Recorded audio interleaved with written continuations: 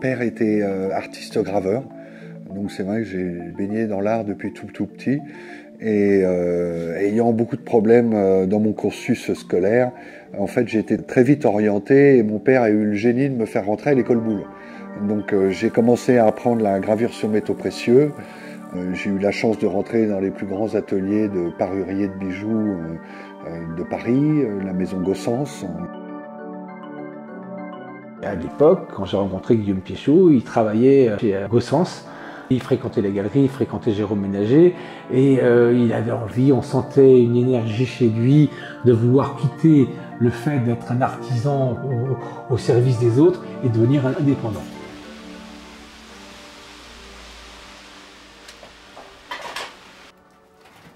Le début de mon travail, ça a été beaucoup du détournement d'objets, puisque je fuyais un peu ce que je faisais tous les jours, c'est-à-dire du bijou, de la précision.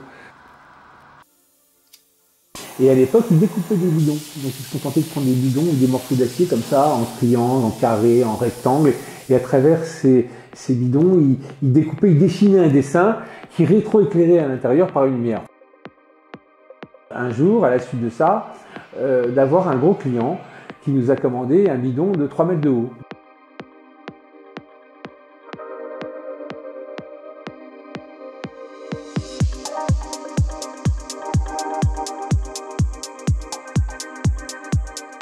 Dans les années 80-90, donc il y avait ces 3 stars qui travaillaient le méthane, Mark Newson, Tom Dixon et Ron Arad. Et c'est vrai qu'ils ont travaillé les pièces plus comme des sculptures que comme des pièces de mobilier. Et la frontière entre le design et la structure, grâce à eux, les pièces sont devenues des œuvres d'art. Guillaume Piéchaud, quand on regarde son travail, c'est pareil. On n'a pas chez soi un meuble, on a plus qu'un meuble.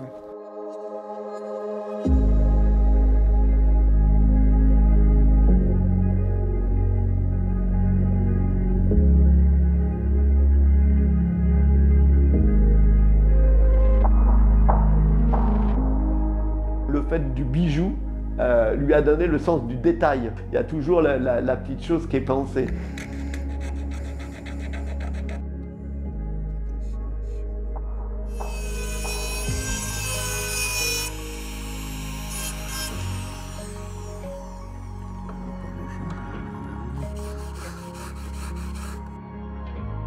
Il a démarré dans le meuble, il était dans le bijou, il a fait des meubles un petit peu en acier au début, après il s'est dit qu'il fallait que ça soit inaltérable, il a travaillé l'inox, il a essayé de comprendre comment ça fonctionnait, les patines, les brossages, et puis de fil en aiguille, il a réussi à synthétiser d'une façon parfaite l'inox et l'esprit dans lequel il s'est introduit, dans lequel il a inventé son profil, on va dire, et là il est très mature.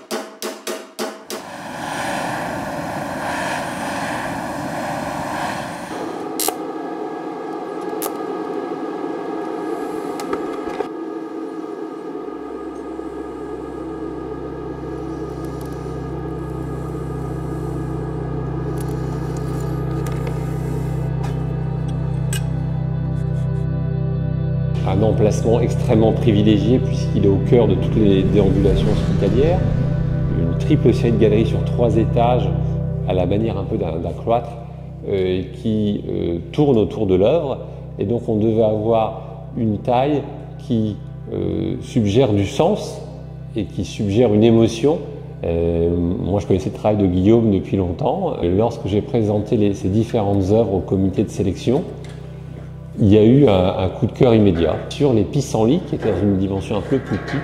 Et je dois le dire, moi, un de mes grands plaisirs de directeur de cet hôpital, c'est de voir le petit temps d'arrêt et voir le grand temps d'arrêt des visiteurs, des patients qui se disent on est dans un hôpital, on n'est plus dans un hôpital, enfin, cette espèce d'entre-deux quantique, c'est quelque chose d'extrêmement émouvant.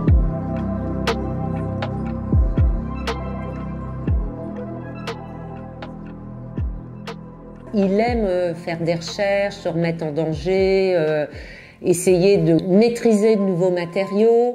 notamment le verre. Et toute sa série de vases, en fait c'est du verre mis en cage, du verre soufflé qui tente de s'échapper de la cage et dans des couleurs absolument incroyables. C'est un designer, mais c'est un designer artiste, c'est-à-dire qu'il part de rien. Bien sûr qu'il a une idée, mais c'est lui qui monte les meubles à la main. C'est-à-dire que, ok, il a des plieuses, des choses, mais c'est lui qui soude, c'est lui qui patine, il fait tout. Il laisse quand même l'imagination. C'est pas quelque chose qui est fait au moins au départ avec des plans précis. C'est pas de l'industrie. C'est vraiment, il laisse des déformations qu'il n'avait pas forcément prévues, qui vont devenir une chose intéressante, où il part d'une idée et puis ah, c'est pas mal de galber, donc il regalbe. C'est vraiment plus de la sculpture objet, mais avec le côté pratique. Donc c'est ça le vrai design.